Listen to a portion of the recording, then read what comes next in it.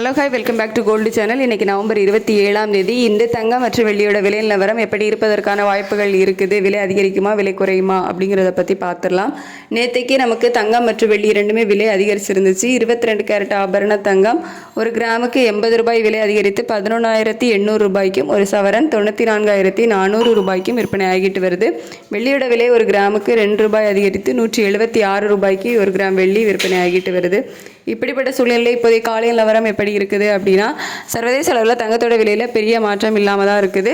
ஒரு சின்ன up and down தான் மாறி மாறி போயிட்டுருக்கு. இப்போதைய நிலவரப்படி பார்க்கும்போது ஒரு சின்ன இறக்கம் போயிருக்குது. ஆனால் அதுவும் மறுபடியும் மேலே போகிறதுக்கான வாய்ப்புகளும் இருக்குது. US டாலருக்கு நிகரான இந்திய ரூபாயினோட மதிப்பு நமக்கு ஒரு 89.22 பைசா அந்த ரேஞ்சில் தான் இருக்குது. ஸோ அதுலேயே பெரிய அளவில் மாற்றம் இல்லை. அப்படிங்கிறதுனால தங்கத்தோட விலை இன்றைக்கி அதே 11,800 ரூபாயில் இருக்கலாம். அப்படி இல்லை அப்படின்னா ஒரு ப்ளஸ் ஆர் மைனஸ் ஒரு 10 ரூபாயிலிருந்து ஒரு 40 ரூபாய்க்குள்ளே இருப்பதற்கான வாய்ப்புகள் தான் இருக்குது. ஸோ பெரிய மாற்றம் இன்றைக்கி தங்கத்தில் இருப்பதற்கான வாய்ப்புகள் மிக மிக குறைவு. அதுக்கடுத்து வெள்ளியோட விலை சர்வதேச அளவில் அதிகரித்து தான் காணப்படுது. நம்ம இந்திய ரூபாயோட மதிப்பில் பெருசாக மாற்றம் இல்லை. அப்படிங்கிறதுனால வெள்ளியோட விலை இன்று அதிகரிப்பதற்கான வாய்ப்புகள் தான் இருக்குது.